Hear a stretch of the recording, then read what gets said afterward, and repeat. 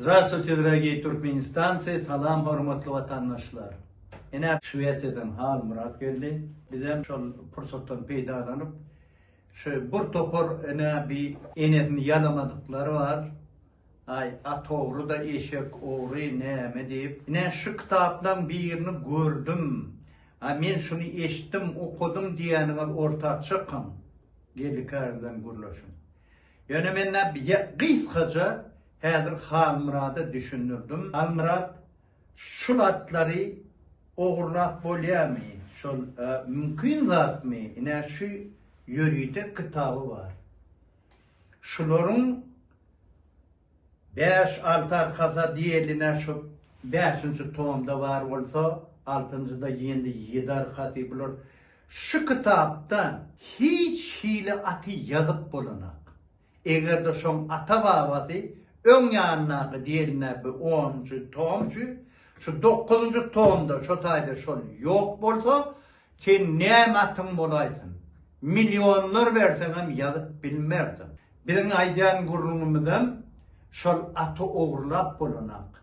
Atı oğurlap sen nirek gelecek? Türkmen ata iyena. Onun yeni de sen şunu alıp satın alayım dedi. Sen onu resmi, onun notarialini kantoradan aldım, sattım diyden şol nemesi bilen kalkolun peçatı alıp peçatlıca kağıdı getirmeli. Sebebi sen atın çapçak oradan aylığıda. Ya da sen öz hüvratın ya da öz enevaytarın edip ulancak oradan şon tayini sen onun yeniden minne plan hili tay doğdu formu numaracın ya formu numarı dvaşon doldurup verecek oradan sen ilki bile nireden aldın diyeceğin soruğa cevap vermeli. O men şunu ayna plan yerde durana kanip geçmeye vururum. Yine ben çalar azıcık düşünürdüm Hal Murat'a. Bu ne öz başına bir ilim, o bir sunut, medeniyet, en esas zaten miras. Yine ben düşünürdüm de Hal Murat sen özün bir görüşünü öyle, senin bir öz fikrini ayıp verdi. Balar ilk baştan hormatly yurttaşlar, hemmenize salam. Men Praga'da, Çekya'da bir neçe gün eyyamştaydı. Gelimizde şu Gellikar'ın pres konferansiyası oldu. Şu Birleşen Milletler Kurumu'nun şu maşgala barada çıkarın kararını, neticesinde pres konferansiya berildi. Benim şu da hormatly mihman hükmüne çağırıldım. Çağırılmasam gelecek, ben o tayda bir Türkmenin en ulu yenisi toylanıp dururken için bu diyasın yatmalı. Laplandiyada. Şunun için ben şu tak geldim. Yurttaşlar ben atşınaz der. Onun kam eserken benim atmenlik görevim var takarlar. Yöne yine şu önümüzdeki duran kitapları için tanıştım diyeceğim yalan sözler. Yöne yüzle görüp çıkaran neticem var. Yine şöyle var arada siz biraz kırarsmak söyleyeyim. Yurttaşlar ben yanında kaptanımla oturun geldik ömrünü şu ata bedava bağışlarına attım. O Türkmenitine alıvaya. Şu tayda şu kitaplarda yazılan atların ağıtları gelip çıkışı, hüvratı mı, bilen emezi, registrasyası mı, hemmeciklerdi şu tayda ben gören bunun 130 yıl dolan atların tohumu nira böyle, nira gitti. O Türkmenin tiri taypası idarlı nira olur, eyle vursun, beyle vur.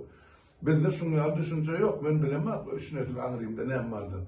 Bu tayda 30-40 neslin atlan tohumu nereden nira yayradı, kim eyyesi, nerede atsan doğullu, atsan at sapısına girdi, neyse, edip yenis kadını, ılğanı neyse, yani aylığında neyse, vaat görkezi, şular seyredi oturayım, hayran kaldım. İşte ben ayda verecek yakaladım. Türkmenin bir atının şu dokümansı attı pasar edip buluna. Esasen tohum attı, akıl tek attı. Hükmen şun doğuş kağıdı olmalı. Doğuş kağıdını da şun hiç onlarına 7 pistine yetip duran tarihi olmalı. Nereden doğur, nereden getirildi? Kime hövre çekildi bir. Yani şu zatlar görüp oturun, okuyun, hayranlar. Şu kitapla hiç verirsem yurttaşlar Türkmenistan'da yok. Bu bir tarih. Yani şu tarihin eyesemine geldik yani. Şu tarihin içinde şunun milyon uğrak atı var. öz eli bilen yetiştiren atı ol. Niyazmam atı der, Urvan Ulinkom der. O alabaylarım son geldi. Hani şu mağazam kapıda iki tane menniyen kellesini qadan yani iki tane alabaydım. Bir Türkmeni Berlin bir songat bir miras. Endi yaka at sınat var, şu mahal Türkmenin şu mirasın qoğraq oturan, yasaklap oturan. Mıngam atını elinden alır, mülkünü elinden alır, vatanını elinden alırlar, özünü türme soklar, yani de son heşelli kattılar. Yani adalet iyiroğu çıkacak. Çıktım. Ana Birleşik Milletler Kurulması'nın kararı var. Şol özün hükümet deyip adlandırıyan yankı bir cinayetkar topar var korumaçılık. Ene şol 7 milyar dolar geldik arada on masrafını çeken cebir için yitiren yetkisi için töleymeli. Maynen şu riyal soru yurttaşlarımız beriydi. Ay bineme köp pul yağlıklı 7 milyar at var mı diye de. Ene oradan ben açıp yürüyde tanışıp teredi batıyım. Ene şu tayda register diye de yankı maladnika laşacı Akhaltekinski parodi. Bine 97. yılın ortiyettanlık parlayam sonra hem register. Halkarı register ya hasaban yani ortiyette halkarı şöyle yürüyde Akhaltekatlar boyunca. O Türkmenistan'ı sen on hasabı alma, onun halkarı derecesini onu atedip yarısı da çıkarıp bulunak, onu yankı yenici diyemaydıp bulunak ya onu soğuğu da mat bulunak ya sıyladı. Yine şu tayda açıp terediyen vali, yine mesela o kavatın ahal yurt geldi sen gibi mekarhanla. Şeyler, yine şu tayda Gafur deyip at var, Yevraziye, para, perbermez, ondan narul hem mezhebi ine yankı ahal yurdun çıkan atlar şular. Yıkıcımın öyle diyorum, ne seret? Şu korkodülyana para, pervermez, doğru mu? Şuların atası şu tane seret, kendi ip yazılayım. Hana yeme kalmaz fiiniş. Yok. Edil para ile pervermezin kaptığını seret, perenli, ine. Ne yok, ne aşağı koyun para ile pervermezin atası perenli. O birinin ne ecesi artık apsiyenden attığı. Dur atası ecesine yetemez enter. Enne şu iki tane atın kakası oleynen Türkmençeler var değil. O perenli ama eceleri birinin ki yağ getir, beylekinki artık. Berekellah. Ana, ene şey onun sulardan bolan tohum var, iyidine gidiyor. Yönü. Dur ben 2003. yıldan sonra şu tohum atlar hiç satın registrasyon alınmanır, kasabı bolmalısı yani. Onun derine anam saparatayış, neydi? Getiren onu görkürdeyim. Seyredin kardeşler.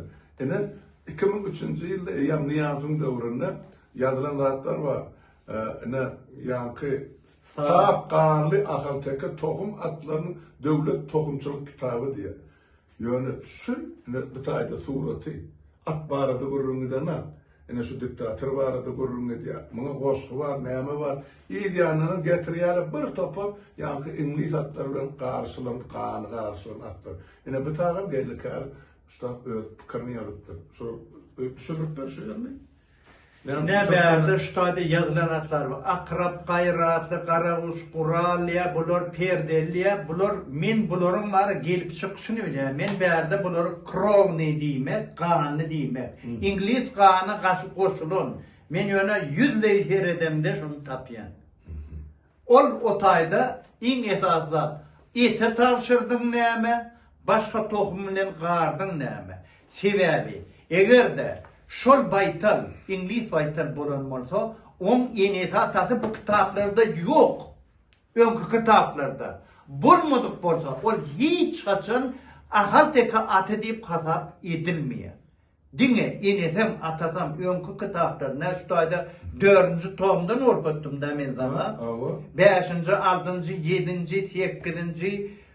Ne 8, ne 9, 10, ne 10 senelerinde yani 10 ne yani bunlar yoktur. Yoktur. Sebebi 2000'de gelliklerde bastılar. 2005'te de çıkıyor. Berde şimdem orsiyet ne hilem olsa adam kerçilik etti de şu önkü atları gorko döyneyip yine pirenliğini gorko diye. Yine perenli. Geldikerdin kapısına doğan. Awa, Parasatlan formallan. Awa 90-njy ýylyň aty. Özüm sergide de çempion bolanat. Şul aty, şun ogullaryny gyýyllaryny geldikerdin elinden alýarlar da. Ondan cevap vermeyecek bolýarlar bular. Sebäbi galan atlaryna garıştyrdylar. Sebäbi maşin merýär abi. Birinji gelene. Maşin merýän bolsaň elbetde kim ýeniden bolsa, ondan saklayan kim? Hususiýetlen aldyda ýa-ki prokuratura, MVD, pograniçnik diýdi. Olar aty bilýär. Meheme aty bilýär olar. Aba haramdan özü bilen aga ony. O oğla atın yanına barmağı korkya. Onun bilmeyen halına olar tapağı yok. Olar yok muravanlığı girişen adamlar. Ay böyle getir çap maşinası böyle men elimden alınan at var. Ginni uçtuyla at. Üçüncü eline de maşin aldı. İki maşin aldı. 25.000 dolar. Stayda yine ne seyredin? Stayda emesi var kitapçı. Yankı Zeletsov производитель чистокровной ахалтекинской породы. Hevratlan katalogu. Emesi Sanovi 98-nji ýyl üçin 1998. Indi Taylar Brayratin kitap. Awa Hevratlan ölüp ayratin kitap. ne Taylar bä. Oho, ina register da şu. Oho. Bir de hevratlan ki onun umumi ina şunun ýalak spravka po parodi. Hemme zat bir yılda geçen zat çapullar, çempionlar sergide belekide hemişi şunlara yöret durumlar. Bu bir giden ilim, bilim, sovut bir. Bu beytirip para birinin kapısına yabin alıp gelen yarat değil mi? Bir krediye osurudan bir sıra oyuna kıdelen yani oğurlar Oh, yaptı. oh, oh, Ne oğurlayacak? Yurttaşlar ben hayran alayım. Stayda hemmeciktadı. Registrasyon numara belgesi hemmeciktadı bilen yazılı atı başa hiç yediği için kabul edip bilmiyor. Sonra yani kaydıyla kanunu yorgan satın almadık bolsa. Ya öyle çekilmedik bolsa. Ne 31. Ne kap var. Kaptan. 90 milyon. Yanardağın tayı şu. Oh. Atası birdir. Aygıtlıyım tayı. Yönümün ecesi gerkezli. Oho. Hem registrasyon numara 130 65 90 mil. Yalkımlı kakası Ecedi gerkezli. Hani yazılı durun. Gerekella, gerkelden kervin ve gıyızdan. Bağım tutaydı. O onsan bil yemek olup gidiyor. Bunun linye değilse yemesi var ya. Soy, uğri. Uğri, fakir pelvan diye. Fakir pelvan uğri. Sondan geldi. Biz atlar yurttaşlar biz doğan arkadaşlarımız bilen de neyden kimin gelip çıkan köpesini atta dur. Dur hakikaten. Onun için asan sorumuza cevap. O benim için böyle at kımmetli. Sebep bu atlar yani ahalteki arasında galı deyip yazın mesela çista krovne arasında galı ahalteki atlarının hesabı verdi. Beyler ki ol şuun kun kurban kulun ol İngiliz atlarından karşılar ol aylova barıncı geldi ya beyle geldi ol atababı geldi ya tohumda aylana. Hani yomudatları yitik gitti. Yok asıl tohumu. Üçüncü tohumda var değil mi? Üçüncü tohumda karavayır atan var. Karava hatlarım var. Yomud atan var. Ahal tek atlarım var. Dörtte okuyamıyorum. Dörtte yok sebebi hasabını yitirdiler. Hani Şumal'in hakika ahal İnni ahal teka yetti gelir. İnni seyret şu ine beğerde sen şu at şu katalık da. İne gencay şu. Gelik ayarın atı. Kaza kalmaz. Eceden kaknuz.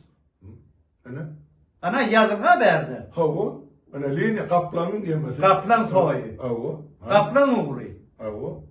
Ol beytirip para sen var ara verre edip edilyan zaten bi. Yazıldı yarışı 3 yıl katlaşıptır.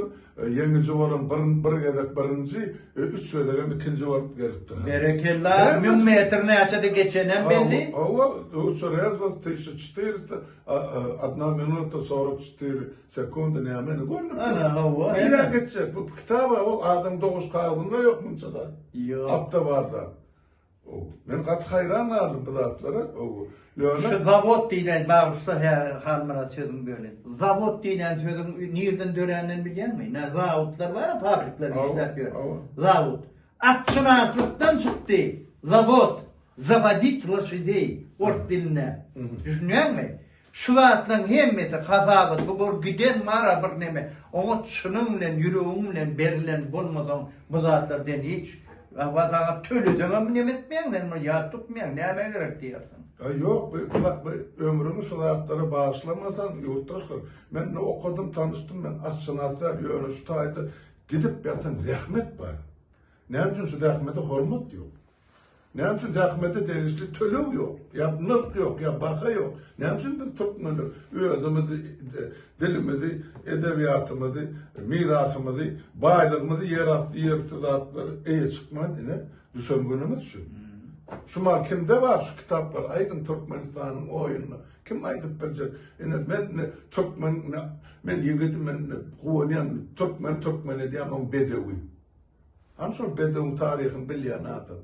Mene bilemek, yani yine şutaydı, dur, hem de yazıldı. Ne yapsın bilyen adamı dinleyen zaten. Ya şu adam Türkmen'de çığıra çıktı, öyle bir akbarcı diri yurdundasına çıktı. İnni şutayda yine de sonra hükümetin yemeler var, kömekçileri. Sonra ay nirde var 7 milyar dolar, yine şutayda var. Şu zatları esaslanıp karar çıkarıyla hem kitaplarda yazılı dur. Yine yanardağın haçanlar ecede mi ne? Nomeri 22 46. Ana. Hem de dur şutayda. Devlet diyemesi bir kitabı. O da sonra Niyaz Bulostur diye kurban olup gelmedi yan bolmadı yan etti diyenler bu tarihte ne edip sıkacak bunlar ya çok kaçırıktı. Bolu yine bir sonra şu atlar vardı bir zat aydın öpküm gel ursat versen. Bana da kan sonra verdiler ya yazılım kamyonetler vardı dedin çıkışlarımızda sen kilometre gördüm. Aydiya, birer diye, yine de soru diye 7 milyardı halkın boynuna diye sağlıklar sonuna alırlar diye. Yok yurttaşlar. O halkın pulu için alınmaz, o şu diktatör var, yani şu diktatör, geldik ağzının elinden alın. Şu tölemer var, öz maşgalası, öz yeğenler bilen. Olur 7 milyar der, olur şu 17-18 yılın içinde 70 milyar, belki 200 milyar pulu olurdular. Kan uzup iyidine getirirler. Gidecek yeri yoktur. Geldi kârı dine birinci, ilkinci olup, yine şu kadının yenisi. 8 yıllar görüştü bir fikir edip görün. Bir günden, bir aydan, 8 ayında. Bir geldi aslında şunu kömek etmedi. Benim sultanımda. Başta şu atlamda Türkmençeden Rus'a geçirdim diyemezim. Yani bir adamın yenisini bir saatlik bilen, bir kabul etmek, duygu dostluk etmek, bir saatliğini paylaşmak, bir şu elden gelen bir yaşlıdan dilden ne son kısır bizden ne atıp yaşam var bu Hasan Türkmenli bir millet olmalı. Ne sonra ustaydı. Ben yörüte geldim. Aydan gönlörüm yolu bilen çıkış edip ayttım. Kutluğumu onu gördüm ben o sahipamda dur. Ben geldikten ya yoludan hiç de atxantımada.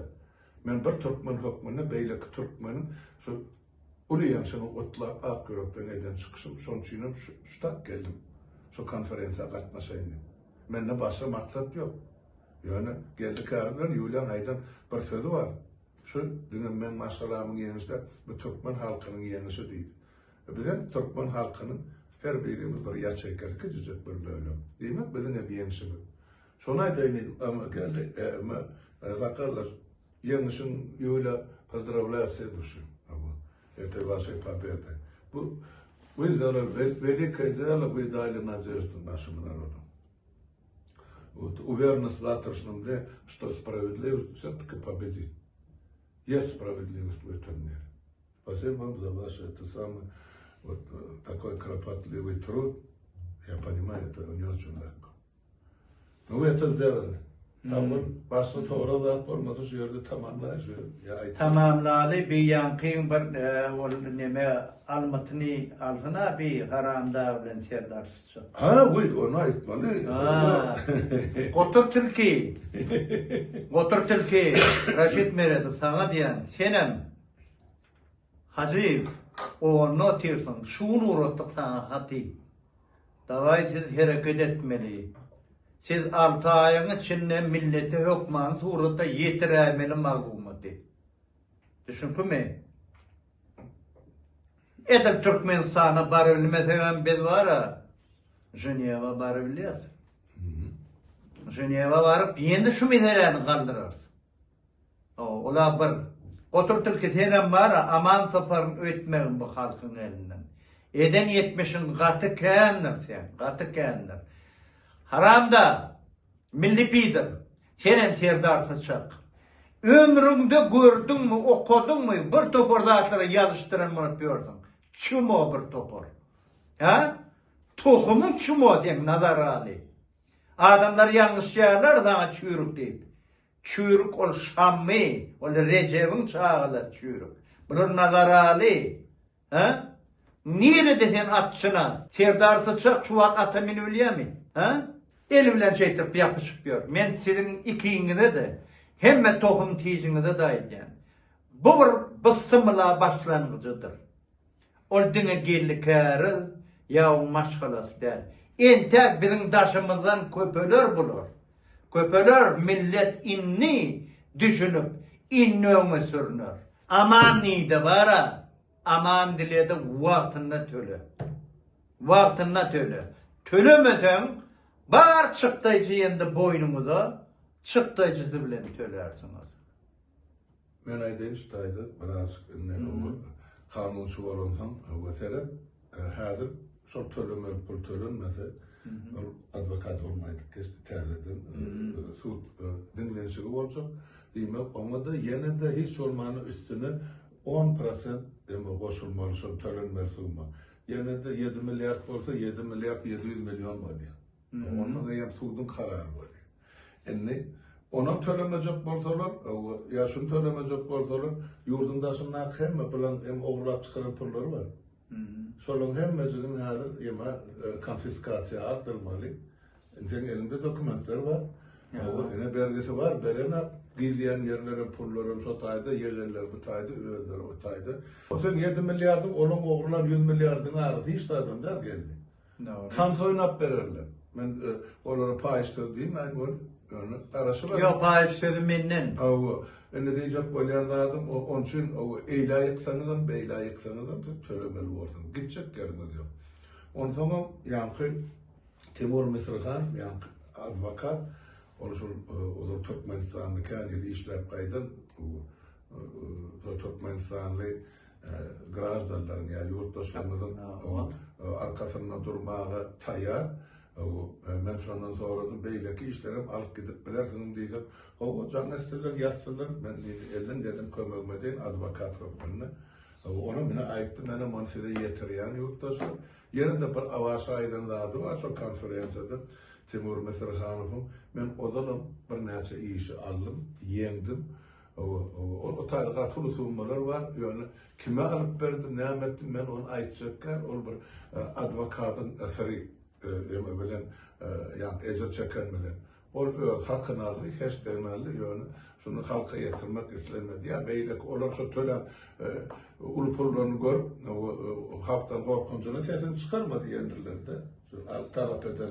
Sen oldu gün aydıp verdin ne şunu karar verdi tölemeli. Ya bu arada beyleklenken az puller yani aydıp oturmayın ne diye onu öz advokat usta öz aydı.